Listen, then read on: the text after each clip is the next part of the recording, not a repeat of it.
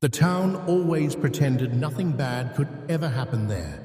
It wore silence like a mask and smiled politely at strangers, as if politeness alone could keep the darkness away.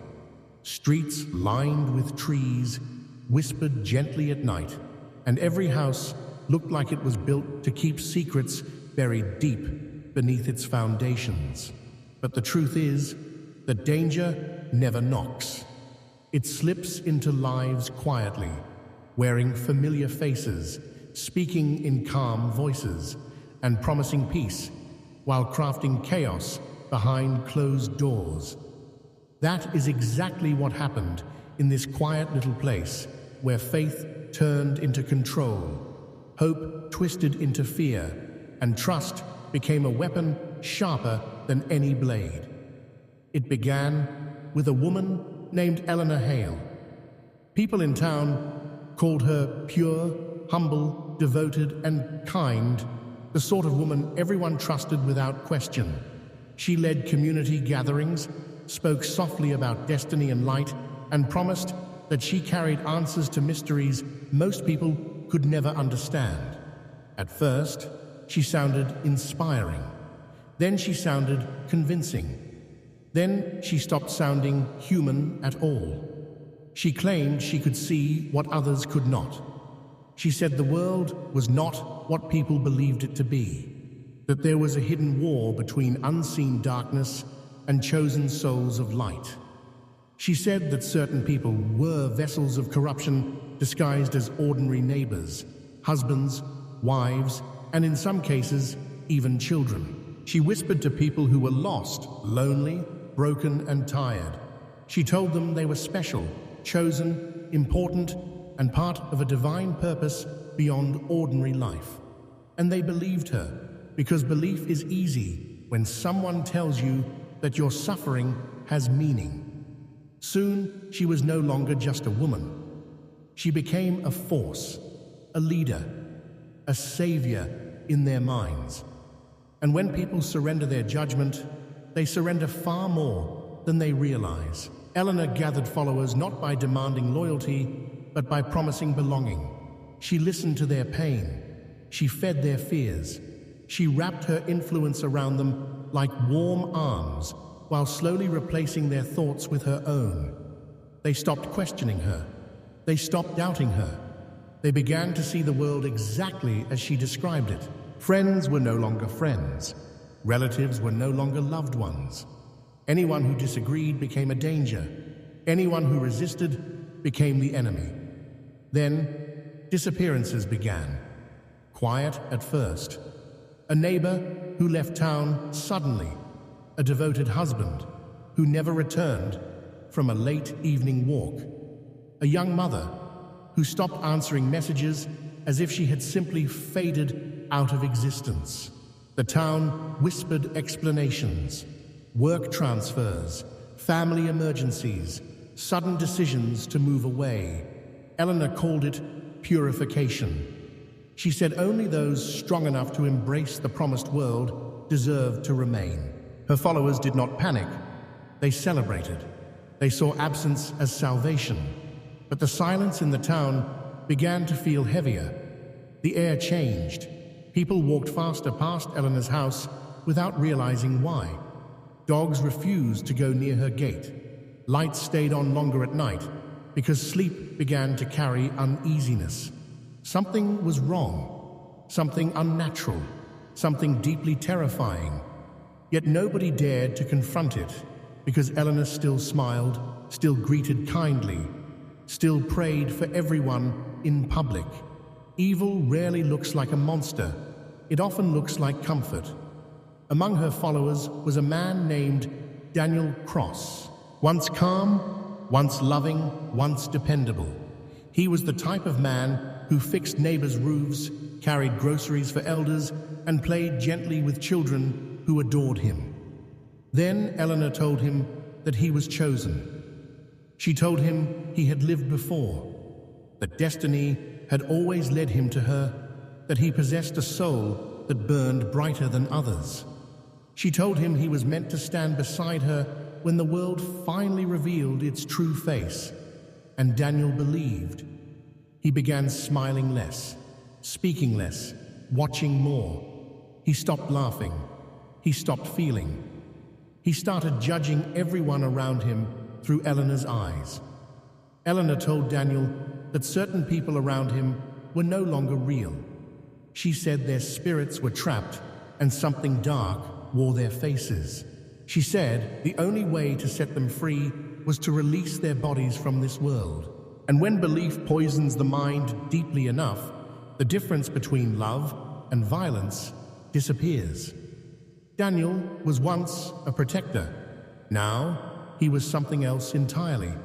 A loyal soldier for a cause that only existed inside Eleanor's imagination, but felt absolutely real to him. Strange noises began echoing through nights. Distant cries muffled by walls. Sounds of digging deep into frozen earth behind Eleanor's property. No one reported it. No one dared to. Fear ruled stronger than law. Faith chained stronger than steel. Those who suspected told themselves they were imagining things. Those who knew chose silence. And those who followed her simply smiled and said everything was part of the divine plan. Soon, the town was no longer quiet. No, it was haunted by invisible dread. Doors locked earlier each evening. Curtains stayed closed. But the truth always forces its way out eventually, no matter how deeply people try to bury it. And the day came when truth clawed through soil, through lies, through blind devotion. But by then, it was far too late. Lives had already been taken. Reality had already been shattered.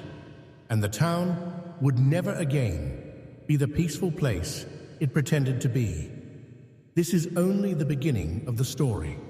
The darkest part is still waiting. And when you discover what truly happened behind Eleanor Hale's serene smile, you may never trust kindness again. Here is part 2, in the same dark crime story style, fully original, copyright-free, no headings, no symbols, no repeated lines, only flowing narrative in English. Continuing the same tone and dread, the truth did not burst into the town like a storm. It crept in slowly, like cold air, slipping under a locked door, filling every room before anyone realized they were freezing. For a long time, people kept pretending everything was fine. They kept smiling at Eleanor Hale. They kept nodding politely at her soft words.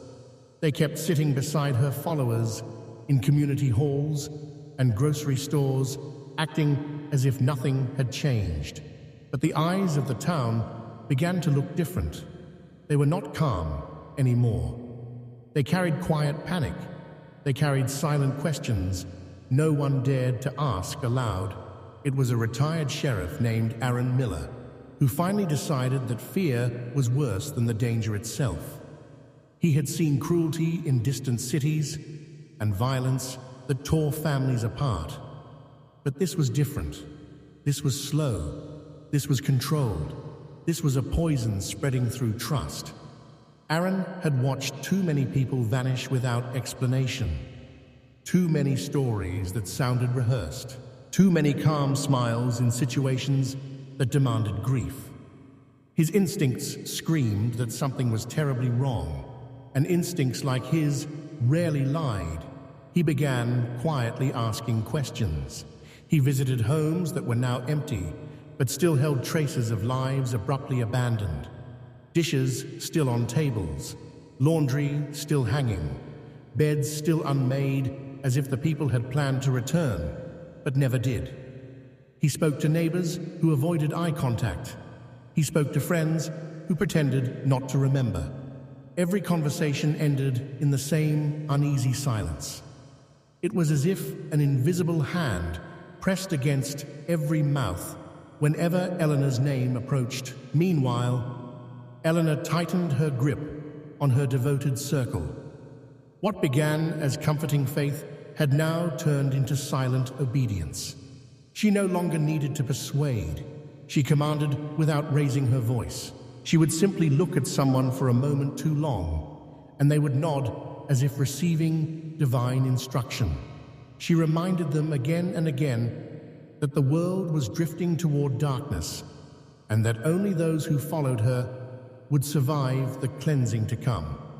She called it necessary. She called it beautiful. She called it holy. But the things she demanded were anything but Daniel Cross had once been a good man. Every trace of that man had vanished. He moved now like a shadow. He slept lightly, always ready to serve. He stopped visiting his family. He stopped speaking to childhood friends. Eleanor was no longer just a guide in his eyes. She was everything. She told him that those who had disappeared had been liberated and thanked him in whispered spiritual voices only she claimed could hear. Daniel never questioned. He never doubted. Doubt was a sin, and sin, according to Eleanor, needed to be erased. Then there was Mara, a gentle schoolteacher who joined Eleanor's circle after losing her husband. Eleanor had comforted her when no one else knew how. She had sat with her late into the night, promising reunion in the new world she foretold. Mara clung to those promises because grief is desperate and loneliness is ruthless. Slowly, she stopped teaching. Slowly, she stopped smiling. Slowly, she surrendered everything that once made her herself, until only a frightened shell remained, clinging to Eleanor's approval as if it were oxygen. Aaron grew more certain that something monstrous was nesting behind Eleanor's soft voice. So he began focusing on the place everyone in town avoided without realizing why. Eleanor's property. It stood at the edge of town, surrounded by quiet fields that swallowed sound and shadows that seemed to stretch unnaturally long at dusk. There were rumors of deep trenches covered hastily with soil, rumors of strange gatherings late in the night, rumors of distant chanting, rumors of screams that came once and never again, rumors that no one dared report because fear had already won. He waited for the right moment, and then fate handed him one stormy evening. A frantic young follower fled Eleanor's influence. Her name was Clara Reed. She staggered into town, soaked, trembling, unable to speak at first. When words finally came, they were jagged and broken like glass, cutting its way out of her throat. She spoke of rituals disguised as prayers. She spoke of rooms where people were locked away in darkness until their minds fractured. She spoke of judging circles where Eleanor declared who was worthy of remaining in this world and who was spiritually impure. She spoke of Daniel digging at night. She spoke of bodies laid gently into the earth as if this horror were an act of mercy. She also spoke of one more thing, something far worse. There were still living captives beneath Eleanor's watch. People kept hidden because Eleanor had not yet decided their fate. People slowly starved of hope, while followers guarded them with blind faith in their hearts. This revelation shattered whatever silence remained. There was no more pretending, no more denial, no more safety in ignorance. Aaron acted. With quiet coordination and trusted allies, he moved toward Eleanor's land. The night he chose was silent and heavy, the wind unwilling to make a sound, as if the world itself was holding its breath. They approached her home slowly, careful not to alert the devoted. The house stood calm and beautiful, lit softly like a holy sanctuary. But beneath that calm lay rot. Beneath that gentle glow lay nightmares. When they entered, what they found changed the town forever. Some rooms were untouched, peaceful, almost pure, as if meant to deceive any casual visitor. But hidden doors told the real story. Below the house lay tunnels carved into soil and stone, narrow passages scraped by desperate hands, chambers where fear hung so thick the air felt poisonous. They found signs of struggle, torn fabric, shackles, faded markings of prayers twisted into commands. They found the scent of earth and something far more haunting beneath it. And yes, they found graves. Too many Eleanor did not scream when they confronted her. She did not beg. She did not deny. She only smiled that same calm smile she had always worn, as if everything unfolding was simply another prophecy coming true. She said she saved souls. She said the world needed cleansing. She said she was preparing the chosen. She spoke with holy certainty while surrounded by undeniable horror. And her followers, even then, even in the face of truth, cried in confusion because losing faith hurt worse than anything Daniel tried to defend her. His eyes burned not with anger, but with desperation. It was not rage driving him. It was heartbreak. To him, Eleanor was truth. To him, Eleanor was purpose. Watching his world crumble shattered something inside him that would never heal. He tried to fight, but Aaron stopped him, not with violence, but with sorrow in his voice. Daniel finally collapsed, shaking, as if waking from a dream too long lived in, to recognize reality anymore. The captives were found, broken, starved, traumatized beyond words. Some whispered thanks through trembling lips. Some simply cried without sound. Some stared blankly, minds shattered beyond repair. They were carried out like fragile ghosts returning to a world they were no longer sure they belonged to. Above ground, the wind finally returned, carrying with it the first breath of truth the town had felt. In a long time, Eleanor was taken away. Not as a monster screaming into the night, not as a raging villain, but as a calm, smiling woman who truly believed she was righteous. And that was the most terrifying part. Evil born out of hatred is dangerous. Evil born out of conviction is unstoppable until reality crushes it. She looked at the town one last time, as if she pitied them, as if she believed they had lost something rather than being saved. The town tried to recover, but recovery is not the same as healing. People began speaking again, but their voices carried a permanent tremor. Streets that once felt peaceful now felt haunted. Every gentle smile was now questioned. Every kind promise now examined. Trust became the rarest thing anyone could offer. Some moved away, unable to breathe the same air that once carried lies disguised as faith. Some stayed, determined to reclaim their home. But the shadows of what had happened followed them everywhere. Aaron carried the weight of it with him every day. He knew he had prevented more horror, but he also knew he had not been in time to save everyone. Their silence would echo forever in his conscience. Daniel disappeared into a life of endless regret, his mind forever trapped between devotion and realization. Mara spent her days trying to remember who she was before Eleanor rewrote her soul. Clara lived in fear of her own thoughts, always questioning whether her mind truly belonged to her now. And as for Eleanor Hale, her influence did not end when she was taken away.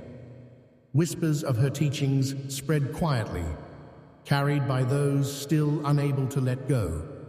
Some still believed she was right. Some still waited for the world she promised. Some still called her chosen. That is the real danger of people like her. They do not just break bodies, They plant ideas that keep living long after they are gone. So when people pass through that quiet town now, they still think it looks peaceful. They see the friendly houses. They see calm streets. They see gentle smiles.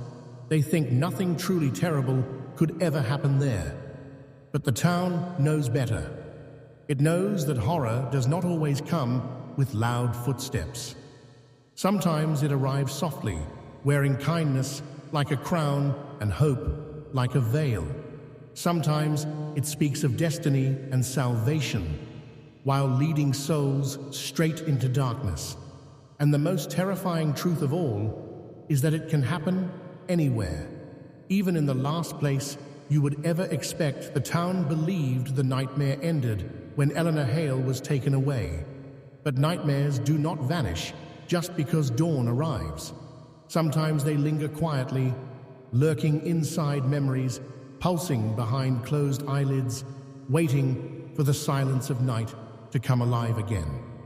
The town returned to routine, yet nothing felt normal. Children no longer played freely in wide yards. Doors were double-locked even when the sun was still high. Conversations lowered into cautious whispers whenever her name threatened to appear.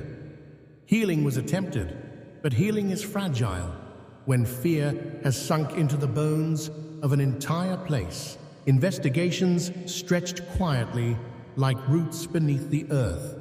Officials began unraveling every thread Eleanor had ever touched. Old records, mysterious meetings, travels cloaked in religious explanations, donations that vanished into shadows.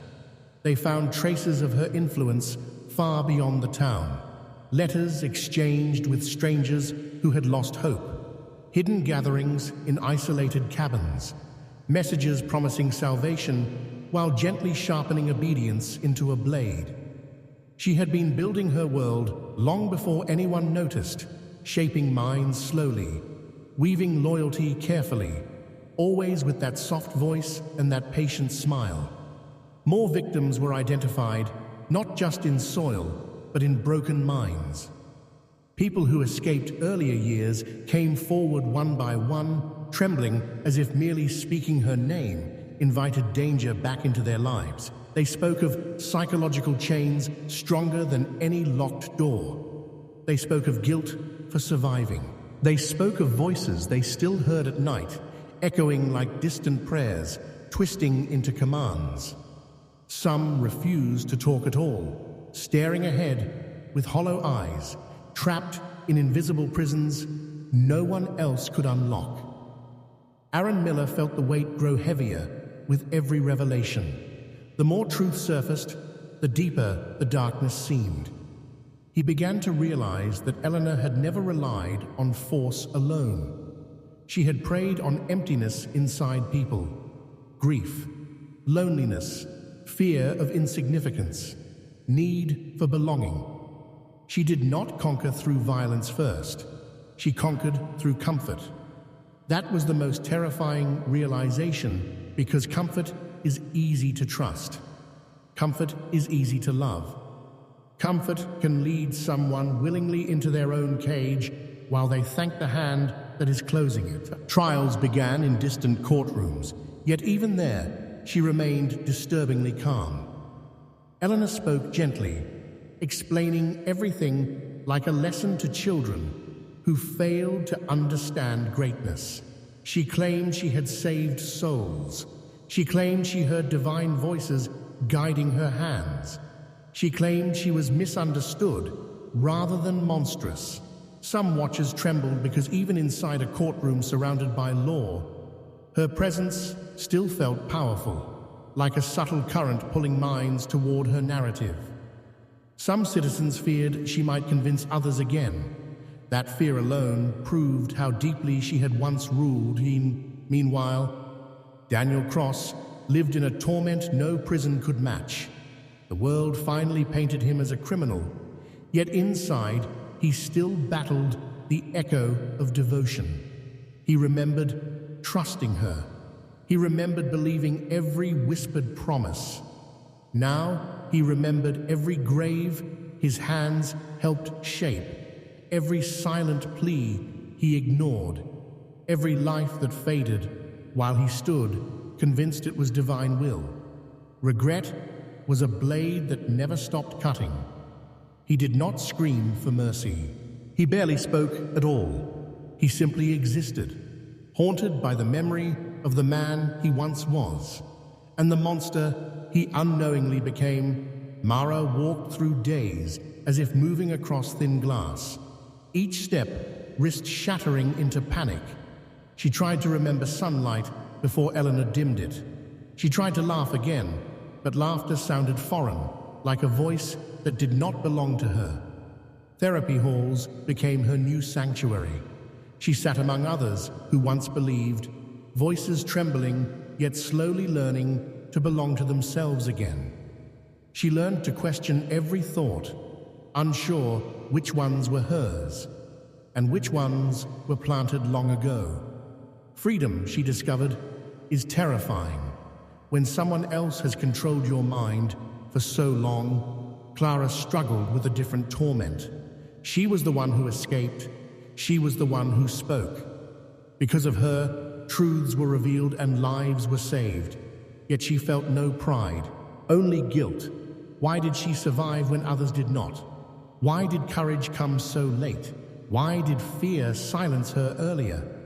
Her nights were filled with unseen shapes watching from corners, shadows reminding her that devotion can disguise itself as comfort, and comfort can devour you slowly without leaving scars anyone else can see. The town itself changed into a ghost of its former self. Tourists occasionally came just to stare, hungry for haunted stories and dark curiosity. The locals despised them. This was not entertainment. This was open wound. Memorials appeared quietly where graves had been found. Flowers wilted in silence, yet were always replaced. People stood there at dusk, sometimes not to cry, but to remember the lesson carved forever into their lives. Evil does not always break doors. Sometimes it knocks politely and waits to be invited in. Years later, children would hear fragments of the tale, whispered like warnings. Beware of easy salvation. Beware of anyone who claims to own truth. Beware of voices that promise destiny while asking for obedience. They would grow up learning that real danger rarely arrives roaring.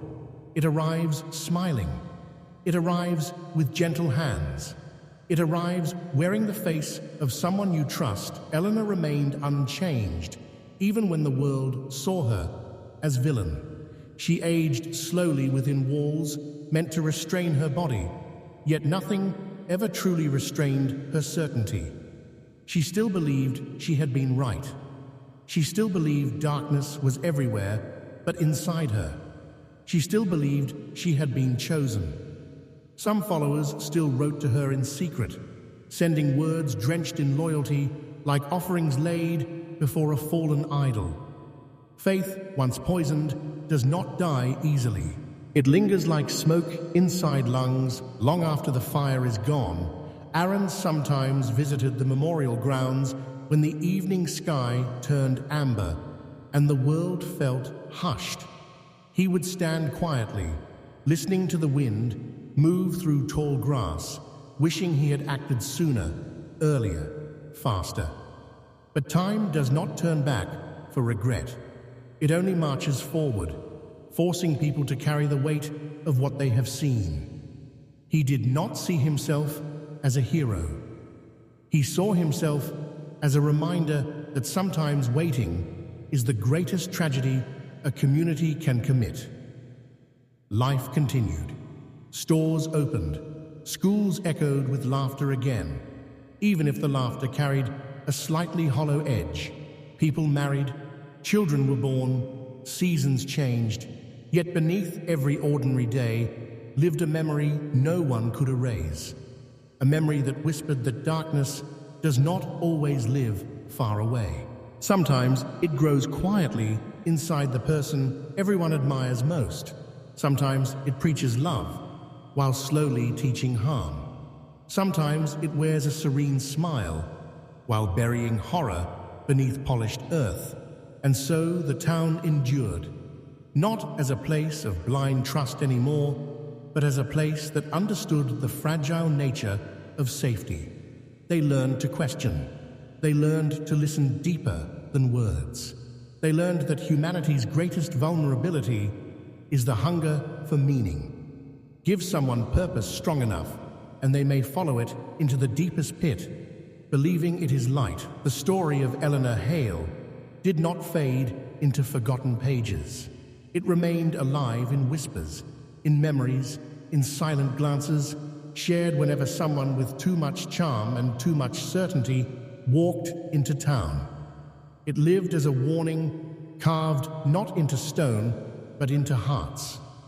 A warning that salvation promised by one voice, demanding unquestioned devotion, is the most dangerous trap of all. And somewhere in the quiet corners of the world, far beyond that town, there are always others like her, waiting for broken souls to cling to them. Because horror like this is never